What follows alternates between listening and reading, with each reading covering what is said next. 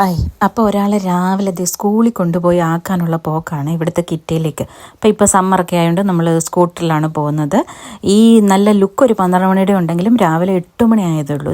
ഇതാ പോകുന്നതിന് ഇടവഴിക്കുള്ള ഒരു ഞങ്ങളുടെ പൗസ് സ്റ്റേഷനാണെന്ന് ഞങ്ങൾ പറയും. അതായത് ഇവിടെ വരുമ്പോഴാണ് ആൾക്ക് വെള്ളം കുടിക്കണം, ഇവിടെ കുറച്ച് നേരം നിൽക്കണം, വേണ്ട അഭ്യാസങ്ങളൊക്കെ കാണിക്കുന്നത്. പിന്നെ ഇവിടെ റോഡിൻ്റെ സൈഡ് പാർക്കിംഗ് കഴിഞ്ഞിട്ടാണ് നമുക്ക് നടക്കാനുള്ള സ്ഥലം ആയതുകൊണ്ട് അവിടെ കുറച്ച് സേഫ് ആയതും കൊണ്ടും നമ്മൾ എന്ത് വേണമെങ്കിലും കാണിച്ചോ എന്നുള്ള പെർമിഷനും കൊടുക്കും. അപ്പോൾ ഇവിടെ വന്ന് വെള്ളമൊക്കെ കുടിച്ച് മാത്രമേ മുന്നോട്ട് പോവുകയുള്ളൂ. പിന്നെ വീട്ടിൽ നിന്ന് ഇറങ്ങുമ്പം ഈ ബാഗ് അമ്മയോ അച്ഛയോ വേണമെങ്കിൽ പിടിച്ചോ എന്ന് പറഞ്ഞിടുന്ന സാധനം എന്താണെന്നറിയില്ല.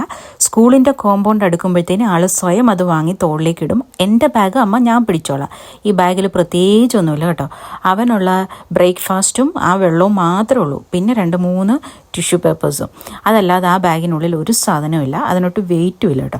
അപ്പം ഇതൊക്കെ തള്ളി ആളുടെ അഭ്യാസങ്ങളൊക്കെ കഴിഞ്ഞ് സ്കൂളിലേക്ക് പോകുന്ന വഴിയാണ്. അപ്പം ഞാൻ പറഞ്ഞു കുറച്ച് സ്പീഡ് ആകുക, സ്കൂളൊക്കെ എത്താറായി, നമുക്ക് പെട്ടെന്ന് ചെന്ന് കയറണ്ടേ. ടീച്ചേഴ്സൊക്കെ നോക്കി നിൽക്കില്ലേ. 9 മണിയാകുമ്പം അവരുടെ ഗേറ്റ് അടയ്ക്കും. അതുകൊണ്ട് തന്നെ ഞാൻ പെട്ടെന്ന് കൂട്ടിക്കൊണ്ടുപോയി.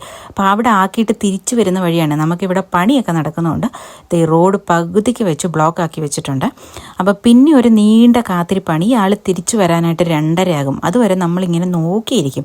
ആൾ വീട്ടിൽ ഭയങ്കര കുസൃതിയാണെങ്കിലും ഇല്ലെങ്കിൽ നമുക്ക് ഭയങ്കര ബോറിംഗ് ആണ് കേട്ടോ. അപ്പം ഞാനിങ്ങനെ നോക്കിയിരിക്കുകയാണ് ഈ ആളെന്താ എത്താത്തിയെന്ന്. അപ്പോൾ അച്ഛയാണ് കൊണ്ടുവരാനായിട്ട് പോയത്.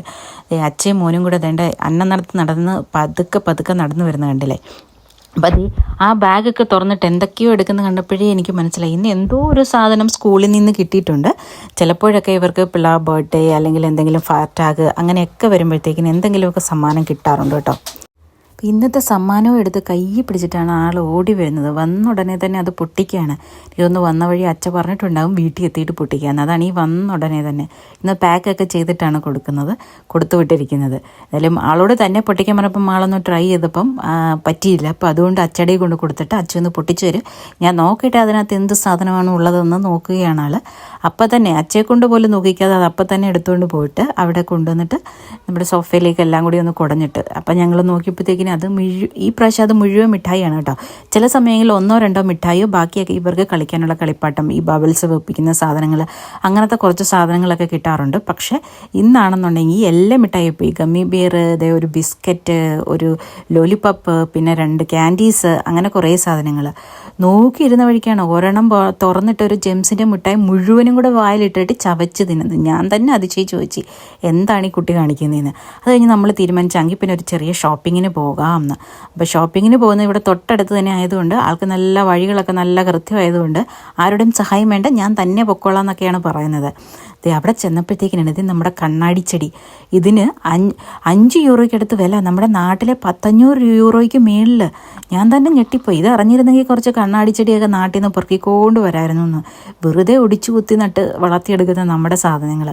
പിന്നെ ഇപ്പോഴത്തെ ഒരു പുതിയ അസുഖമാണ് കേട്ടോ. ആൾ തന്നെയാണ് ഷോപ്പിങ്ങിന് വന്നത്. അമ്മ ഞാൻ എടുത്തോളാം, നമ്മൾ സാധനത്തിൻ്റെ പേരേ പറയാൻ പാടുള്ളൂ, പിന്നെ പൈസ കൊടുക്കുന്നത് ഞാനാണല്ലോ, നല്ല സാധനം കിട്ടണമല്ലോ എന്ന് വിചാരിച്ചിട്ട് 1-2 ഞാൻ തിരഞ്ഞെടുത്ത് കൊടുത്തു. അപ്പം ആളത് ഇതൊക്കെ ഇട്ട് കെട്ടി ആൾക്ക് അവിടെ കൊണ്ടുവെക്കാനൊക്കെ ഭയങ്കര ഇഷ്ടമാണ്. അങ്ങനെ നമ്മൾ അടുത്ത ഷോപ്പിങ്ങും പരിപാടികളും ഒക്കെ ആയിട്ട് മുന്നോട്ട് പോവുകയാണ്. അങ്ങനെ അവിടുന്ന് സാധനം എടുത്ത് തിരിഞ്ഞപ്പോഴാണ് ആളുടെ ഫേവറേറ്റ് സ്പോട്ട് കണ്ടത്. ഇതെന്താണെന്നല്ലേ, ജ്യൂസ് സ്പോട്ട്. ഇതൊക്കെ ബയോ ജ്യൂസാണ് കേട്ടോ. അപ്പം അങ്ങനെ നിന്ന് നോക്കിയപ്പോഴത്തേക്കിനാണ് വലുതെടുക്കണോ ചെറുതെടുക്കണോ ബോട്ടിൽ. ആൾക്ക് ഭയങ്കര കൺഫ്യൂസ്. ഇത് ബയോ ജ്യൂസ് ആയതുകൊണ്ട് ഇതിനകത്ത് തീരെ പഞ്ചസാരയില്ല, അതുകൊണ്ട് നല്ല പുളിയാണ്. പിന്നെ ആൾ പറഞ്ഞു വലുതെടുക്കാമെന്ന് പറഞ്ഞപ്പോൾ ഞാൻ പറഞ്ഞത് പുളിയാണ്, അത് കുടിക്കില്ല എന്ന് എനിക്ക് നല്ല ഉറപ്പുള്ളതുകൊണ്ട് നമ്മളതൊരു ചെറിയ ബോട്ടിലേക്ക് ഒതുക്കി. അത് കഴിഞ്ഞപ്പോഴത്തേക്കും നമ്മൾ ഫ്രൂട്ട് സെക്ഷനിലേക്ക് പോയി കേട്ടോ. അവിടെ ചെന്ന് കഴിഞ്ഞപ്പോഴത്തേക്കിന് 2 ദിവസമായി അമ്മ ലെമൺ ജ്യൂസ് വേണം, അപ്പം നമുക്ക് ലെമൺ ഇല്ലായിരുന്നു, ഇനി ഷോപ്പിങ്ങിന് പോകുമ്പോൾ മേടിക്കാമെന്ന് പറഞ്ഞുകൊണ്ട് അതൊക്കെ നല്ല ഓർമ്മയായതുകൊണ്ട് ലെമൺ തപ്പിപ്പോയി. അപ്പം അതൊരു ബയോ സെക്ഷനാണ്, അവിടെ നല്ല പൈസ കൊടുക്കണം, അത് നമ്മുടെ ബഡ്ജറ്റിന് പറ്റിയ സാധനങ്ങളേ അല്ല. അതുകൊണ്ട് തന്നെ നമ്മൾ പറഞ്ഞു നമുക്ക് സാധാരണക്കാരുടെ സാധനം മതി എന്ന് പറഞ്ഞിട്ട് സാധാരണക്കാരൻ്റെ സാധനം എടുക്കാൻ വേണ്ടി പോയതാണേ. അപ്പോൾ അവിടെ ചെന്ന് കഴിഞ്ഞപ്പോഴത്തേന് ഞാൻ പറഞ്ഞു ഇതാണ് കുറച്ച് ലാഭം, ഒരു 30 സെൻറ്റിൻ്റെ വ്യത്യാസം വരുന്നുണ്ട്, അപ്പോൾ ഇതെടുക്കാം നമുക്ക്. അപ്പം ആൾ പറഞ്ഞു അത് പറ്റില്ല, പുള്ളിക്കിത് ആ മേളിലുള്ള ലെമൺ തന്നെ വേണം. അപ്പം ഞാൻ കുറച്ച് ഇതൊക്കെ പറഞ്ഞ് ഇത് നല്ലതാണ് അങ്ങനെയാണ് കുറച്ച് കൺവിൻസ് ചെയ്യാൻ നോക്കിയെങ്കിലും പുള്ളി മറ്റേ ചെറിയതിൻ്റെ ഗുണങ്ങൾ പറഞ്ഞ് എന്നെ കൺവിൻസ് ചെയ്ത് പുള്ളിയുടെ കാര്യം നോക്കി പുള്ളി പിടിച്ച മുയലിന് 4 കൊമ്പെന്ന് പറഞ്ഞിട്ട് എന്നെ കൺവിൻസ് ചെയ്തിട്ട് ആ സാധനം എടുത്ത് ഇതിനകത്ത് കൊണ്ടിട്ടിട്ടുണ്ട് കേട്ടോ, നമ്മുടെ ട്രോളിയിൽ കൊണ്ടിട്ടിട്ടുണ്ട്. അമ്മ ഇത് ഞാനാണ് നമ്മുടെ വീട്ടിൽ ലെമൺ ജ്യൂസ് ഉണ്ടാക്കുന്നത്, അതുകൊണ്ട് എൻ്റെ അഭിപ്രായത്തിനാണ് ഇവിടെ വില എന്നാണ് അയാൾ പറഞ്ഞത്. അപ്പം അങ്ങനെ നോക്കിയപ്പോഴും നമ്മുടെ ക്യാമറാമാൻ്റെ കണ്ണൊന്ന് തെറ്റിപ്പോയി കേട്ടോ, അടുത്തേക്കൂടെ ഒരാൾ പോയപ്പോഴത്തേക്കിന്. അങ്ങനെ നമ്മൾ സാധനം ഇട്ടു. പിന്നെയാണെന്നുണ്ടെങ്കിൽ ചേട്ടായുടെ സെക്ഷനാണ് ആപ്പിൾ. പുള്ളി ഇവിടെ പോയി തൂക്കവും വിലയും നല്ലതും ഒക്കെ നോക്കിയിട്ട് എടുത്തിട്ട് വരുന്നതാണ്. പിന്നെ വേണ്ട നമ്മൾ പിന്നെ ഈ ഒരു സാധനം എടുക്കുക, അതൊരിക്കലും ഷോപ്പിംഗ് കഴിഞ്ഞ് വരാറില്ല.